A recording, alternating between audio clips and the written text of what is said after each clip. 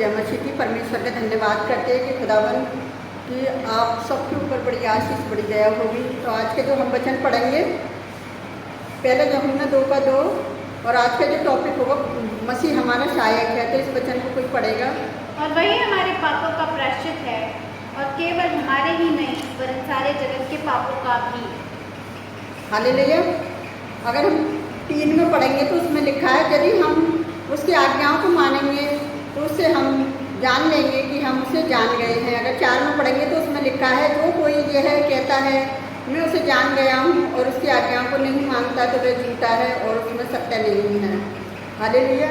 कई बार यीशु मसीह पर लोग विश्वास करते हैं और पता क्या है, झूठ बोल देते हैं। तो मैं विश्वास करता हूँ, लोगों को दिखाने के लिए झूठ बोल देते हैं। तो ये सब वो परमेश्वर है, वो हमारे हृदय को जानता है। वो हमारा परमेश्वर है जो हमारी एक एक बात को जानता है। जैसे अभी हम 6 में पढ़ेंगे तो उसमें लिखा है कि जो कोई ये कहता है कि मैं उसमें बना रहता हूँ और उसे चाहिए कि हम वैसे ही चले जैसे वह चलता है। तो कोई बंदा ऐसा नहीं है जो यीशु मसीह को जानता है वो वैसे ही चाल चले। वही चल सकता है जो यीशु मसीह के भय में चलता है और यीशु मसीह के वचनों पर विश्वास करता है। कई बार हम परमेश्वर के वचनों पर विश्वास नहीं करते और उन्हें पता है क्या करते हैं, लाइक देखा वीडियो को लाइक कर दिया कि लाइक मैसेज। अरे उस मैसेज को सुनो, हो सकता है परमेश्वर ने तुम्हारी ज़िंदगी के लिए वो मैसेज दिया है कि हमारी ज़िंदगी में क्या फल लाने वाला है जो मैसेज से। क्योंकि वचन इसलिए प्रभु के लोग पहुँचाते हैं कि परमेश्वर ने कहा था कि तुम सारे जगत में जाकर क्या करो, शुभ समाचार प्रचार करो। हो सकता है कि इसके जीवन में वचन फलवंत हो जाए। जब बीज बोया जाता है, जिस तरह से आज बारिश आ रही है, बारिश आती है तो फलवंती करके जाती है, तो भूमि उपजा देती है और अन्य को उग जाती है। बहुत सारे लोगों के इससे फायदे भी होते हैं, बहुत सारे नुकसान भी होते हैं। तो ऐसे परमेश्वर का जो वचन है हमारे जीवन में कार्य करता है। तो हम ऐसे कुछ वचनों में देखेंगे। रोमियो 3:23 और 25 में पढ़ेंगे तो उसमें लिखा है कि सबने पाप किया और परमेश्वर की महिमा से रहाते हैं। और 24 में देखेंगे उसमें लिखा है कि परंतु उसके अनुग्रह से उसे छुटकारे के द्वारा जो मसीह यीशु में है सहज में धर्मी ठहराए जाते हैं। 24 में देखेंगे उसे परमेश्वर ने उसके लहू के कारण एक ऐसा प्रायश्चित ठहराया है जो विश्वास करने से कार्यकारी होता है। कि जो पहले हम जैसे पाप लोग करते थे और पता है उस पर विश्वास नहीं करते और कहते नहीं मैं तो परमेश्वर में हूँ, कोई बात नहीं, मैं तो पाप करूँगा। लेकिन यहाँ बता रही है पाप की मजदूरी मौत है। परमेश्वर अपनी सहनशीलता के कारण ध्यान नहीं दिया क्योंकि उसके विषय में वे अपनी धार्मिकता प्रकट करता है। परमेश्वर है जो अपनी धार्मिकता किसके अंदर प्रकट करता है, जिन्हें अपनी संतान बनाता है।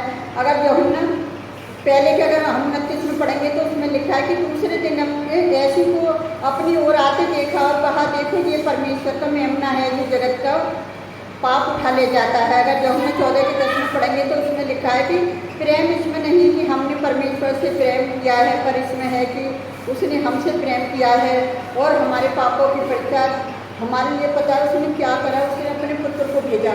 परमेश्वर यीशु मसीह को ना भेजता नहीं तो आज ये सारा संसार पता है क्या होता, आज पाप में डूबा हुआ होता। अभी देख रहे हो, अभी एक वकील की मैं एक उदाहरण देना चाहती हूँ आपको कि एक वकील पता है क्या है, अपने वो जो मुजरिम है उसको बचाने के लिए कितना झूठ बोलता है कि मतलब कैसे भी मेरा मुजरिम बच जाए। और वो कहीं से न कहीं से गवाहों को ढूंढता है, उसे पूरा करता है। लेकिन यीशु मसीह ऐसा नहीं था। अगर यीशु मसीह ऐसा होता तो वो आज हमारे पाप शराब हमारी बीमारियों को हमारे लिए वो कोड़े नहीं खाता, वो हमारे लिए सूली की मौत नहीं सहता। उसने कही मैं सारे जगत के लिए इनके पापों को अपने ऊपर उठा लेता हूँ। तो जो समझदार लोग हैं वो यीशु मसीह के वचन को मानते हैं कि पता है क्या है कि यीशु मसीह ने हम सबके लिए, ईसाइयों के लिए नहीं, हम सारी दुनिया के जगत के लोगों के लिए उसने क्या करा, हमारे पाप शराब हमारी बीमारियों को हमारे दुखों को क्या करा, उसने अपने ऊपर उठा लिया। तो इसलिए पता है क्या है कि यीशु मसीह ने अपने लिए, अपने लोगों के लिए अपनी संतान बनाकर भेजा कि जाकर क्या करें, शुभ समाचार प्रचार करें। और लोगों को जितना शुभ समाचार प्रचार को सुनाएंगे उतनी उनके जीवन में आशीष आएगी। क्योंकि संसार की जो अभिलाषा देख रहे हो क्या है, थोड़ी देर के लिए कई बार हम संसार के ऐसे धन दौलत में फंस जाते हैं, फिर वो हमें गलत रास्ते पर ले जाते हैं। कई बार हम ऐसे विचारों में फंस जाते हैं। परमेश्वर हमें बचाना चाहता है। तुम यूट्यूब पर देख रहे हो क्या क्या हो रहा है, लोग क्या कर रहे हैं, कुछ नहीं, थोड़ा अच्छी पोस्ट पर पहुँच जाए इंसान, बस फिर देखो उसे मेरे जैसा कोई नहीं, मेरा परिवार कुछ भी नहीं है मेरे लिए।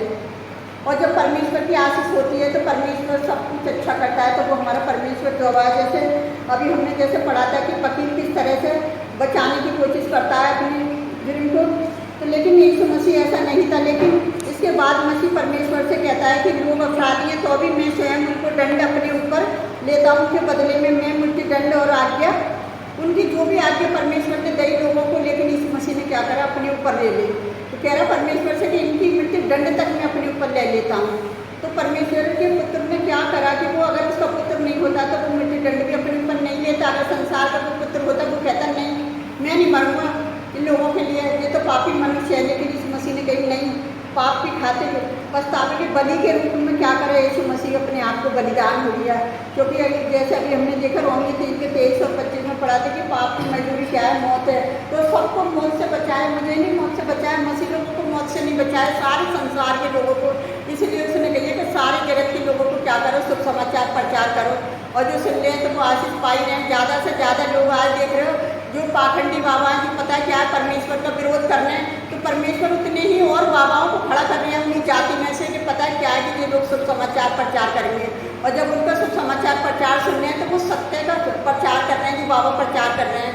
तो उनके सत्य को देख के वो बाबा घबरा रहे हैं और माफ़ी मांग रहे हैं कि चल हाँ सत्य में सत्य परमेश्वर ही है, कोई सत्य है ही नहीं है। किसी भी धर्म में जाकर देख लो कोई सत्य नहीं है, वो सिर्फ सत्य उनमें जो परमेश्वर से डरते हैं। वो किसी भी धर्म में से क्यों ना हो जो परमेश्वर से डरते हैं कि नहीं, एक ईसाई धर्म और एक बाइबल एक ऐसी पुस्तक है जो प्रथम पुस्तक है, कि एक पवित्र बाइबल है, ये पूरे संसार के लोगों के लिए क्या कर रही है कि एक दूसरे को बचाने के लिए यीशु मसीह को परमेश्वर ने भेजा उसके पास, किसके, पापी लोगों के पास, के जो बच जाए। और ऐसा नहीं है कि हम पापी नहीं हैं, सभी लोग पापी हैं, कि जब माँ के गर्भ से पैदा हुए तो सभी पापी थे। और ऐसे ही पता है क्या, यीशु मसीह को भी क्या करा, एक स्त्री के द्वारा परमेश्वर ने भेजा कि नहीं मैं इनके पाप इनके दुखों को अपने ऊपर उठा लूँगा। तो आज हमारे दुख और परेशानी क्या करा, यीशु मसीह ने अपने ऊपर उठा लिया। जब हम यीशु मसीह को याद करते हैं और प्रार्थना करते हैं तो सचमुच यीशु मसीह हमारी हर परेशानियों को दूर कर देता है, हमारी हर तकलीफों के लिए। हम किसी भी जाति धर्म के लोगों के लिए प्रार्थना क्यों ना करें, जब हम प्रार्थना करेंगे तो परमेश्वर हमारी प्रार्थना को सुनेगा। क्यों सुनेगा, तो परमेश्वर ने ये थोड़ी नहीं है तो अपने के लिए कर लिया है, तो कौन सा महान काम कर लिया, वचन में लिखा है। और जब हम दूसरों के लिए प्रार्थना करते हैं तो परमेश्वर बड़े बड़े चमत्कार करता है और दूसरे लोगों को दिखाता है कि देखो ये मेरी बेटी, ये मेरा बेटा है। तो परमेश्वर उन्हीं को अपना बेटा बेटी बनाता है जो परमेश्वर के काम को करते हैं और परमेश्वर का वचन दूसरे लोगों तक पहुँचाते हैं। तो हम आज के इस वचन के लिए परमेश्वर का धन्यवाद करते हैं, उसकी सारी आशीषों के लिए हम परमेश्वर का धन्यवाद करते हैं जो प्रभु ने हमकी सुबह से लेकर वर्षिप में यहाँ तक हमें संभाला और आगे भी संभालेगा। और आप भी परमेश्वर पर अपनी आशा लगाए रखो, परमेश्वर पर विश्वास रखो कि यीशु मसीह के कोड़े खाना, लहू बहाना हमारे लिए व्यर्थ नहीं है, एक आशीष बनकर उभरेंगे। तो चलो आइए हम आप सबके लिए प्रार्थना करते, तुम भी हमारे साथ मिलकर प्रार्थना करो।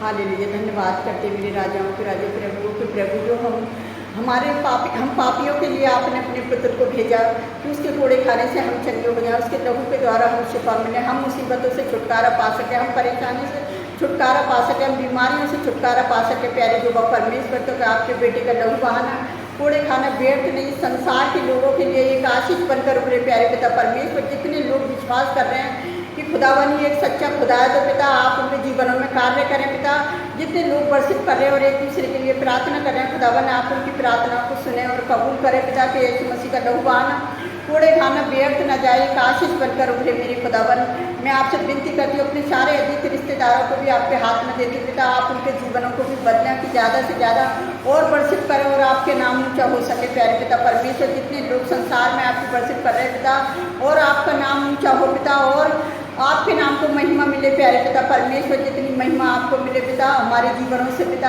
आपके नाम को महिमा और आदर मिलता रहे मेरे खुदावन। और पिता मैं आपसे विनती करती हूँ, जो लोग आपसे प्रार्थना कर रहे हैं एक दूसरे के लिए, आपने सबकी प्रार्थनाओं को सुना और कबूल किया है पिता, मैं उन सबके लिए भी प्रार्थना करती हूँ खुदावन। जितने लोग लाइक कमेंट सब्सक्राइबर करते हैं पिता, एक एक के घरों के आगे आप सरकूटों का पैरा लगा दीजिए, ताकि हमारे साथ उनको वीडियो में बना रहना भी व्यर्थ न जाए, एक आशीष बन जाए मेरे खुदावन। मैं आपसे विनती करती, जो लोग वचनों को ग्रहण कर रहे हैं पिता, उनके जीवन में वो वचन 100 गुना फलवंत हो जाए पिता, कि हमारी वीडियो को देखना उनके लिए व्यर्थ न जाए, एक आशीष बन जाए मेरे जो परमेश्वर। आपने सबकी प्रार्थना को सुना और कबूल किया, उसके लिए धन्यवाद करती, मैं सारी आशीषों के लिए भी धन्यवाद करती मेरे खुदावन। और हम आपसे क्या मांगे, आप तो हमारी मांगने से पहले जानते हैं। आपने हमारी प्रार्थना को सुना और कबूल किया, उसके लिए भी धन्यवाद करते। पिता हम जो भी मांगते हैं ऐसे नासिल के नाम पर आमीन। प्रभु आप सबको बहुत से आशीष दे।